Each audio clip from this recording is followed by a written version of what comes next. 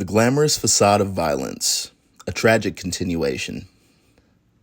The deaths of YNG Cheese, Bloodhound Lil Jeff, and Julio Fulio, coupled with the controversies surrounding NBA star Ja Morant, highlight a crisis that has escalated for decades: the glamorization of gun violence within American culture. From the music industry to sports, firearms are often portrayed as symbols of power, credibility, and identity. These stories, some ending in tragedy, others offering cautionary tales, deeply underscore how embedded gun culture is in the narrative shaping Black communities. Ja Morant's highly publicized incidents involving accusations of brandishing firearms on Instagram Live and alleged violent confrontations offer another perspective on this issue.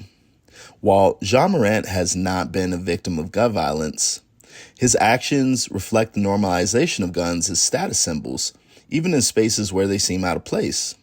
Whether it's a rising rapper navigating an industry rooted in street authenticity or a celebrated athlete navigating fame, and the glamorization of firearms remains a unifying thread.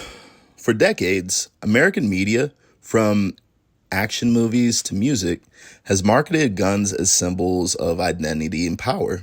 In Black communities, the intersection of systemic inequalities and aggressive media representation has made this imagery particularly potent. Rap, as an art form born from struggle and resistance, has often wrestled with portraying firearms as both tools of survival and symbols of dominance. Artists like Julio Fulio and Bloodhound Lil Jeff walked a precarious line between reflecting the realities of their environment and unintentionally glorifying them. Fulio's music chronicled his struggles with violence, which tragically mirrored the way his life ended. Similarly, Bloodhound Lil Jeff's emerging career came to an abrupt halt, reinforcing how violence often intertwines with artistic expression in the rap industry. In a parallel but distinct sphere, Ja Morant, one of the NBA's biggest stars, has faced scrutiny for his behavior off the court. The image of a professional athlete flashing a gun on social media is jarring, not because of his status, but because it echoes the same cycle of glamorized violence. Despite his wealth and influence, Morant appears drawn to the same culture that has ensnared so many young Black men, rappers or otherwise. His actions, though not fatal, perpetuate a narrative that normalizes firearms as extensions of identity and power. It's critical to understand that the deaths of YNG Cheese, Lil Jeff, and Fulio, and even Ja Morant's gun-related controversies, are not isolated incidents. These are symptoms of a broader system designed to profit from violence while ignoring its human costs. The entertainment industry has commodified gun violence for decades, using it as a cornerstone of Black artistic expression without addressing the systemic conditions that sustain it. Meanwhile, firearms saturate underserved communities where systemic poverty, limited resources, and generational trauma create environments rife with violence. Guns become symbols of survival, power, and respect in this context. For individuals like Ja Morant, who have seemingly escaped such environments, the allure of gun culture often lingers, often reinforced by societal narratives that equate firearms with identity and status. The deaths of these young rappers and the controversies surrounding Morant highlight the paradox of Black modern identity in hip-hop and beyond. To succeed, artists and even athletes are pressured to project an image of toughness and authenticity, often rooted in violence. This image, while profitable, becomes a trap, tying their public personas to a more dangerous reality. YNG Cheese, the son of a rap legend, Gilly the Kid, word $1 million worth of game, was navigating a world where his lineage and artistry were intertwined with a violent legacy. Bloodhound Lil Jeff and Julio Fulio, both emerging voices, likely fell to the weight of needing to prove themselves in an unforgiving industry. For John Morant, the pressure to maintain a real image seems to have manifested with his fascination with firearms. Despite his position as a celebrated athlete, the need to conform to these cultural expectations increases the vulnerability of young black men, whether they're on the rise or at the top. To address the glamorization of gun violence, we must first acknowledge its systemic roots and then the cultural forces that sustain it. Hip hop and sports, as cultural arenas, have the power to shape these narratives. Artists, producers, and industry leaders must take responsibility for the messages that they amplify. Similarly, John Morant, who holds sway over millions of fans, must recognize his role in shaping the perceptions of violence and identity. But cultural shifts alone are insufficient. Communities need systemic investment in education, economic opportunities, and mental health resources. Policymakers must address a proliferation of firearms in underserved neighborhoods and the trauma inflicted by the cycles of violence. It's not enough to critique the glamorization of guns. We must dismantle the systems that sustain this violence. The deaths of YNG Cheese, Bloodhound Lil Jeff, and Julio Fulio, alongside John Morant's controversies, are stark reminders of the human cost of glamorized violence. Each of these men, in different ways, navigated a world where firearms were more than tools. They were symbols of identity, power, and survival. Their stories, whether you deem them tragic or cautionary, highlight the urgency of confronting a culture that values spectacle over lives.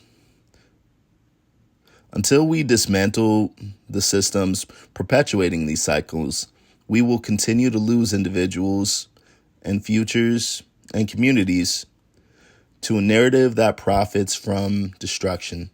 Let these tragedies remind us of the need for change, a collective effort to redefine Black identity and legacy away from violence and towards empowerment. And to truly understand the gun crisis within American culture, it's essential to differentiate between individuals like YNG Cheese, Bloodhound Lil Jeff, Julio Fulio, and John Morant, those I categorize as the influenced, and established figures like Lil Durk, NBA Youngboy, or Quando Rondo, who serve as the influencers within this space. The former group represents young men still navigating their identities, often swept up by the allure of the culture projected onto them, while the latter wields power, fame, and influence, shaping the narrative that ripple through these communities. The influenced, Cheese, Jeff, Fulio, and even Morant, exist in the shadow of a world built on the commodification of violence. Cheese, once again, son of Gilly the Kid, likely felt pressure to prove his authenticity both musically and socially. Fresh out of high school or still in high school as a high school star.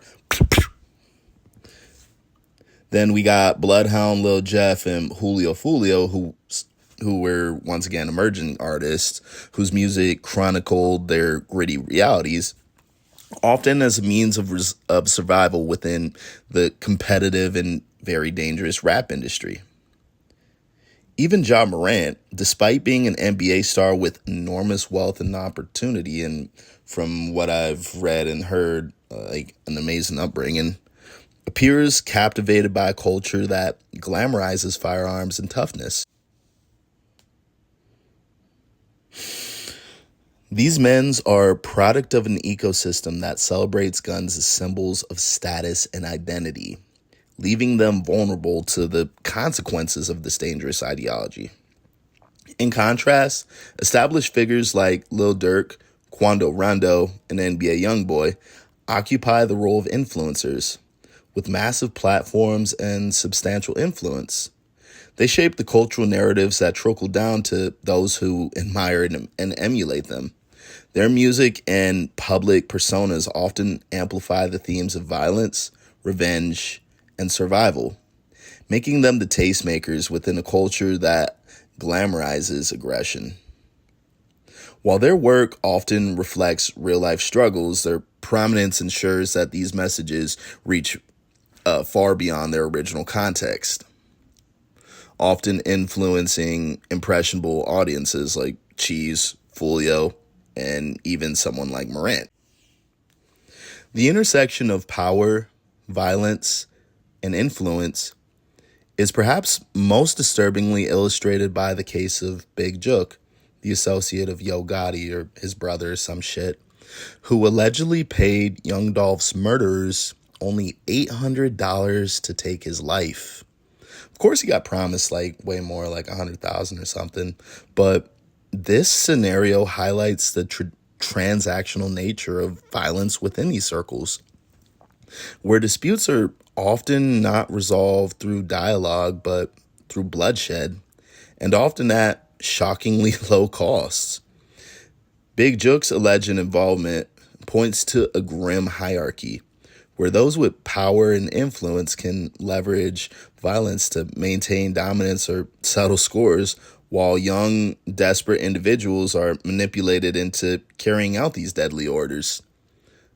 The figure for $800 is particularly jarring, as it strips away any value, reducing it to a negligible price for someone's ego or vendetta. This act isn't just a crime, it's a symptom of the dehumanization that runs rampant within this culture, where individuals are seen as disposable tools for enacting violence. Dolph's murder, like so many others, underscores how deeply embedded and systematized this exploitation has become, with influential figures perpetuating cycles of death and destruction. The difference between the influenced and the influencers lie in power and agency. The influenced are often young men still forming their identities, shaped by the narratives they consume and the environments they navigate. The influencers, on the other hand, possess the power to shape these narratives, wielding their platforms with tremendous responsibility, whether they acknowledge it or not. While the influenced like Cheese, Jeff, Folio, and Morant may become victims or cautionary tales, the influencers like Lil Durk, Quando Rondo, and NBA Youngboy often escape the direct consequences of the violence they portray. However, their unchecked glorification of these themes contributes to a toxic culture that ensnares those who look up to them, perpetuating a cycle that claims and ruins more lives and futures. To break the cycle, accountability must come from both ends. Influential figures must recognize their role in perpetuating harmful narratives and shift the focus towards empowerment and survival that doesn't depend on guns or violence. Meanwhile, communities must protect young men like Cheese, Jeff, and Folio from falling prey to these influences, providing them with opportunities to define their identities beyond the narrow scope of aggression and survival. The tragedy of Big Jook's alleged $800 cost for the bounty of Young Dolph encapsulates this crisis. Human lives reduced to transactions, power upheld through violence, and an ecosystem that profits from destruction. By addressing the systemic roots of this culture and holding its most prominent figures accountable, we can begin to dismantle the toxic structures that continue to claim lives and shape legacies in the worst possible way.